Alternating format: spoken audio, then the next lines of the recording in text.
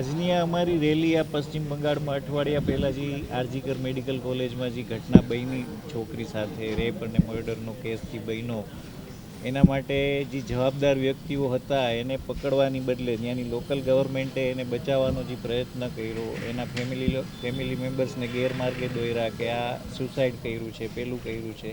Generally આપણે બધા જાણતા જ હોય કે હવે કાંઈ પણ ઘટનાઓ થાય તો ત્યાંની કોઈ પણ ગવર્મેન્ટ હોય, લોકલ હોય, તો એના માટે જવાબદાર વ્યક્તિઓને પકડવા માટે કે સજા આપવા માટે પ્રયત્ન કરતી હોય છે.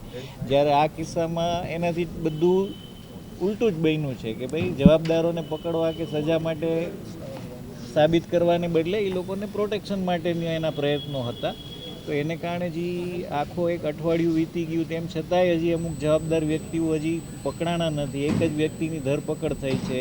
ત્યાંના જે લોકલ ડૉક્ટરો પોતાના પ્રશ્નોને લઈને જે બધી ધરણા પ્રોટેસ્ટ કરતા હતા, જે જગ્યાએ એના એવિડન્સ હતા, તો એના માટે જે એના લોકલ જે ગુંડાઓ કોઈ પણ હોય કે અચાનક આવી અને એને જે એવિડન્સનો નાશ કરવા માટેનો અને જે બધો પ્રયત્ન કર્યો છે. તો એના માટે એક ડૉક્ટર તરીકે તો નહીં પણ સામાન્ય નાગરિક તરીકે એક જાતનો વિરોધ છે કે ઘટનાઓ તો ખરાબ બને પણ બન્યા પછી એને જે બચાવવાનો પ્રયત્ન કરે છે, આવી બધી વસ્તુઓ ઘટનાઓ ન બનવી જોઈએ. એના માટે જેને કહી શકાય કે કોઈ પણ સામાન્ય માણસ હોય એનો આક્રોશ એટલો હોવો જ જોઈએ, બરાબર ને. એના માટે થઈને મેં આ એક રેલી કાઢી અને કલેક્ટર સાહેબને આવેદન આપવા માટે આવ્યા હતા. માગણી અમારી એક જ છે કે કોઈ પણ જગ્યાએ જ્યાં વર્કપ્લેસ હોય ત્યાં જે તે ડૉક્ટર છે અથવા તો કોઈ પણ ફિમેલ હોય એક સેફ ફીલ કરે એવું એન્વિરોન્મેન્ટ ઊભું કરવું જોઈએ.